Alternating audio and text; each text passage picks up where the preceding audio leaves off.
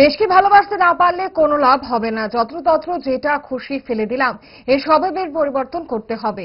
Cultural অনুষ্ঠান কোনো প্রধান জিনিস নয়, স্বচ্ছতার জন্য এই কালচারাল অনুষ্ঠান, বললেন বিদ্যুৎ এবং কৃষি মন্ত্রী রতনলাল নাথ। বুধবার মোহনপুর পুর পরিষদের তরফে স্বচ্ছতা হি সেবা কর্মসূচি এবং ফুড ফেস্টিভ্যাল অনুষ্ঠানের উদ্বোধন করেন তিনি।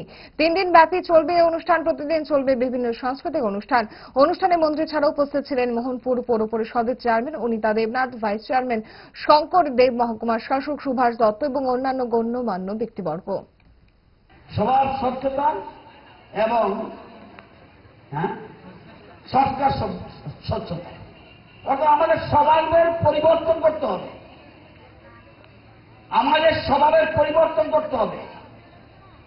মহাত্মা গান্ধী বলেছেন, আমি এই স্বাধীনতা শুধু স্বাধীনতার জন্য নয়, আমার ভারত মাকে পরিষ্কার রাখতে হবে, স্বচ্ছ রাখতে হবে। মা বলছি, আপনি নিজের বাড়িতে আপনার মাকে কিভাবে যত্ন করেন, এটা মনে রাখতে হবে।